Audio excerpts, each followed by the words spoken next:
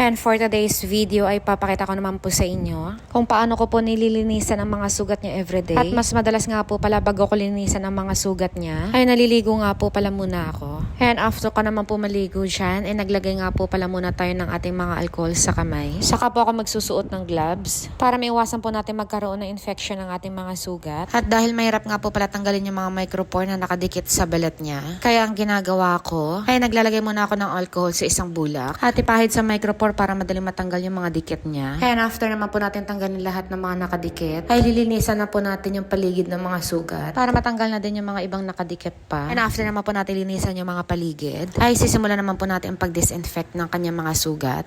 At ang brand naman na ginamit natin dito ay ang Kyotasep for skin disinfectant. At nabili nga po pala natin ito sa Mercury sa halagang 672 pesos. At ang una-unang gagawin lang po pala natin dito ay spray lang po natin lahat ng mga sugat niya. At gagamit nga rin po pala tayo dito ng gasa. At maglalagay din po muna tayo dyan ng ating disinfectant bago po natin siya ipunas sa kanyang mga sugat. At dampi-dampi nga lang po pala ang punas na gagawin natin dyan para maiwasan po nating sumabit yung mga stapler sa gasa. And make sure nga rin po pala pag meron po tayong nakikitang mga langib sa mga sugat ay kailangan po natin siyang tanggalin ng kusa. At pag medyo matigas naman ay wag na po natin siyang pilitin. And make sure na gasa lang din po ang pwede natin gamitin dyan at hindi po bulak. At ang advice ko nga lang din po pala pag bumili po kayo ng Kyotasep na to ay doon na po kayo sa 250 ml dahil mas malaki nga po pala ang matitipid natin compare po doon sa maliit na 50 ml na nagkakahalaga ng 400 pesos. Pwede nga rin po pala tayo dito gumamit ng agua oxinada. Pero kung meron naman po kayong budget at mapabilis ang paggaling ng sugat ay doon na po tayo sa Kyotasep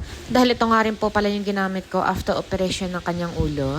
And after naman po natin mag-apply dito ng ating skin disinfectant, make sure nga po pala na tuyo ang ating mga sugat bago po tayo maglagay nitong ointment. At ang brand nga po pala ng ointment na ginamit natin dito ay ang Mupirocin na Bactroban na nagkakahalaga naman po siya ng 398 pesos. At ito nga po palang Mupirocin ointment ay isa po siyang antibiotic na nakakatulong para maiwasan yung bacteria and skin infection. Kaya bago po tayo mag-apply dyan, ay maglalagay lang po tayo ng small amount na gamit ulit ang isang gasa at ilagay sa mga sugat ng padampi-dampi lamang. At ang kagandahan nga rin po pala sa ointment na to ay ang bilis po niyang makapagpagaling ng mga sugat at mabilis din pong makapagpatuyo. At ang kagandahan pa po dito ay minimal lamang ang mga peklat ng ating mga sugat. And after naman po natin yung lagyan ng Kyotasep at ng ointment na Mupirocin ay tatakpan na po pala natin dyan ang mga sugat. Nagamit po ulit ang mga gasa at isasara po ulit natin siya gamit ang ating micropore. At iba-iba nga rin po pala talaga ang mga doktor dito dahil meron naman po ibang doktor na hindi na po pinapatakpan ang mga sugat. Tulad po nung second operation niya sa kanyang ulo ay lumabas nga po pala siya ng operating room na walang takip yung kanyang mga sugat. Ang dahilan daw po ay para mas mabilis gumaling yung mga sugat. Pero kung iba-iba naman po sila ng procedure ay sundin na lang po natin kung ano man advice ng doktor para wala na rin po tayo maging problema. At hanggang dito na lang din pang vlog natin for today's video. Maraming salamat sa iyong panonood. God bless and bye-bye!